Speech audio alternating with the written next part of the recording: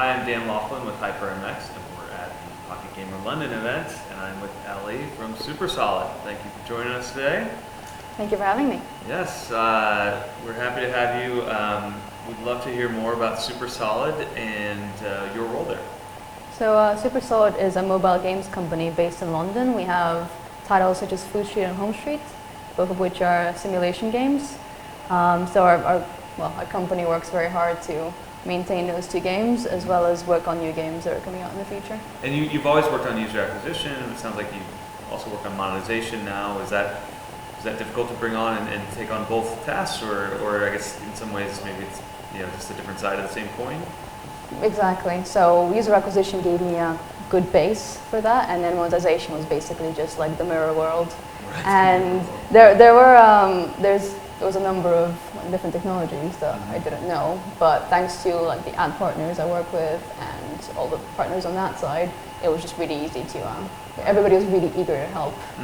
Yeah, and for your games like Home Street, you guys have a pretty healthy mix of in-app purchase versus, say, rewarded video?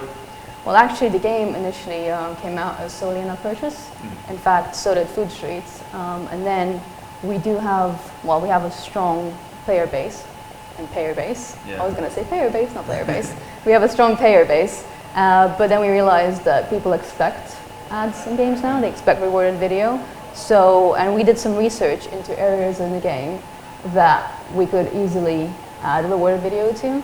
For example, we have a marketplace in the game, and people can either refresh it every 10 minutes to buy and sell goods, or they can pay gems, which is the premium currency. And I realized that actually not a lot of people spent gems in this specific area, and we could actually replace it with ads and not cannibalize our in-app purchases at all.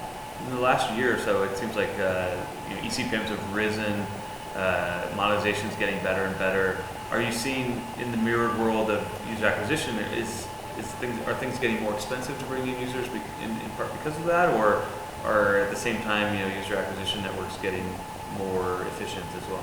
I think it's definitely getting a lot more competitive, but we're also getting a number of tools that are helping us with that competitiveness and getting users that are profitable for us. For example, even though a lot of gaming companies I know hate me saying this, Google UAC and also programmatic. So I feel like even though they do require a big investment to have the algorithm learn and find the right users for you, which will be difficult for smaller companies because they don't have the 20,000 that they need to invest to have the algorithm learn. But generally they are there to help us learn and find those profitable users for us.